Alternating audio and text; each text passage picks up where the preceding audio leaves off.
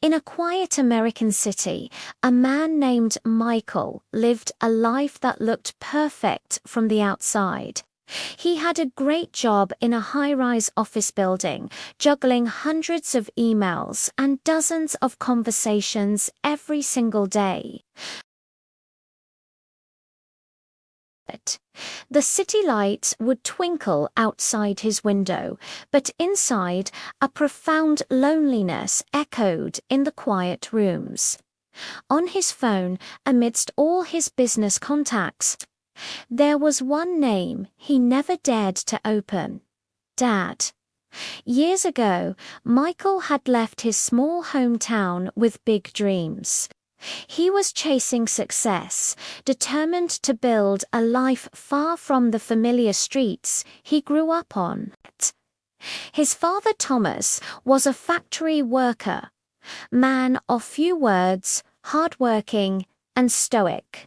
He expressed his love not through grand speeches, but through quiet actions. Their relationship wasn't broken by anger or a big fight. It was slowly eroded by distance and silence. Both of them were just waiting for the other person to make the first move, to pick up the phone and call. Michael would often tell himself, "I'll call him this weekend." But weekends were always busy, filled with work, errands, or just catching up on rest.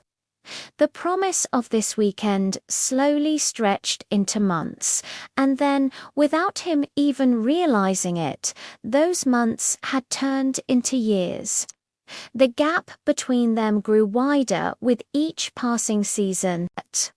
One evening, as Michael was leaving the office late, his phone buzzed. It was an unknown number. His first instinct, like many of us, was to just ignore it. But something made him answer. "Hello," he said, his mind still on a work project.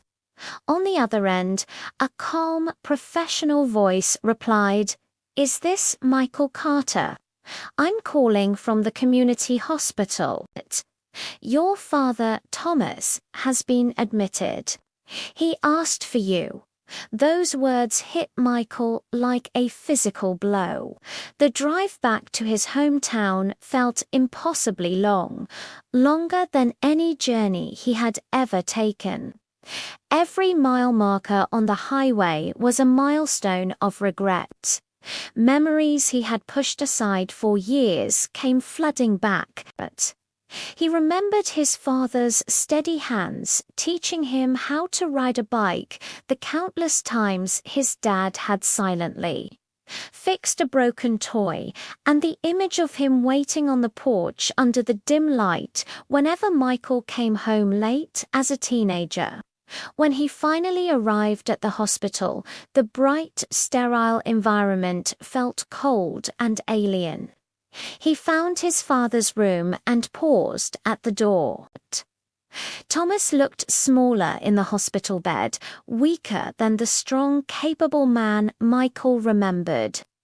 As Michael stepped inside, his father turned his head, and a gentle smile spread across his face, the same smile Michael remembered from his childhood, a smile that could make everything feel okay.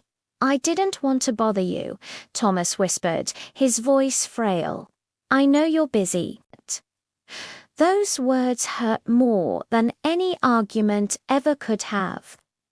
They cut straight to Michael's heart. For the rest of that night, they talked. They didn't talk about Michael's job, his success, or the money he was making. They talked about the moments they had missed. Thomas admitted he never told Michael "I'm proud of you" enough, always assuming his son just knew. Michael, in turn, confessed that he had been running from something he was afraid that if he stopped, even for a moment, he would be seen as a failure.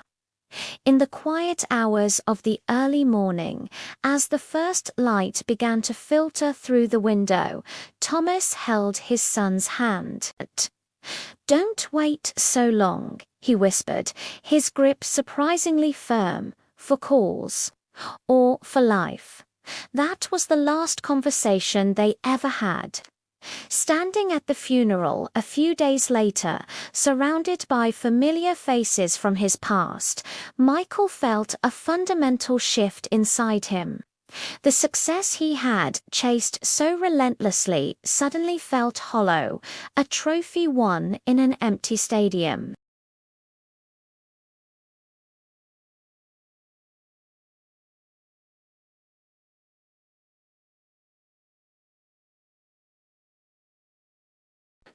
A reminder that some calls, the most important ones, don't ring twice. So, if there's someone you're thinking of, maybe now is the perfect time to reach out. Thanks for watching.